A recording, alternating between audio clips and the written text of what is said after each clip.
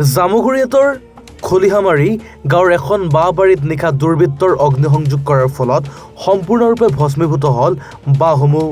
গাঁওখনৰ যতীন বৰুৱা আৰু দীপেন ভূঞা নামৰ লোক দুজনৰ ঘৰৰ পিছফালৰ বাৰীখনত থকা বাঁহ গছত সংঘটিত হয় ঘটনাটো। কোনো দুৰ্বৃত্তই অগ্নিসংযোগ কৰাৰ ফলত বাঁহৰ মাজত আশ্ৰয় লৈ থকা চৰাই চিৰিকটিৰ মৃত্যুৰ মুখত পৰাৰ আশংকা প্ৰকাশ কৰিছে স্থানীয় ৰাইজে। এই ঘটনাক একেমুখে ধিক্কাৰ দি তীব্ৰ ভাষাৰে গৰিহণা দিছে গাঁওবাসীয়ে।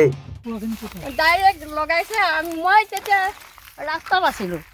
ৰাস্তাত আছিলোঁ এতিয়া আহি পেলাই মই বহিছোঁ দেই, পিছফালে বহিছোঁ। মই হালধি অলপ চাফা কৰি আছিলোঁ, হালধিৰ মূঢ়া অলপ চাফা কৰি আছোঁ।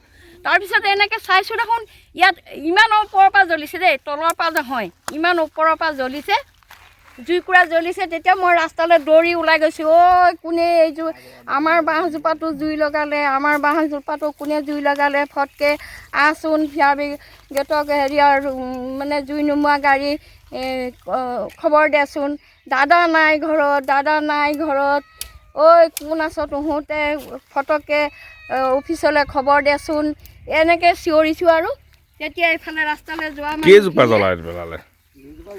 আগতে সিফালে জ্বলালে এজোপা, তাৰ পাছত আহি ইয়াত জ্বলালে হ'বলা। মই নাছিলোঁ বাৰু। ৰাতি কেইটামানত? ৰাতি কেইটা বাজিল? 7টা বাজিছিল নেকি? ন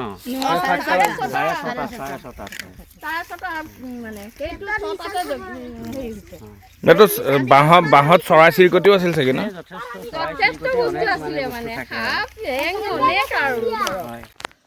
ৰাতি নিশা কোনোবা দুষ্টিকাৰীয়ে মানে বাঁহ গছত জুই লগাই দিয়ে বৰ ডাঙৰকৈ জুই জ্বলিছে। আৰু মানে মানুহখিনি মানে ভয়ত মানে কম্পমান হৈ পেলাই মানে কিবা ঘৰে চৰে জুই আহিব নেকি বুলি বিয়পি সকলোৰে মানে মনত শংকা হৈছিল। সেইমতে মানে বতাহটো নথকাৰ কাৰণে ৰক্ষা পৰিছে। কিমানমান বাঁহ আছিলে? 500মান বাঁহ আছিলে।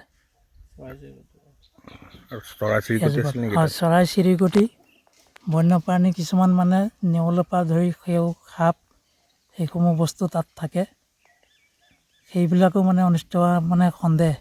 নদুৱাৰ পৰা ইনজামুল হকৰ ৰিপৰ্ট, এনিভাৰত 24।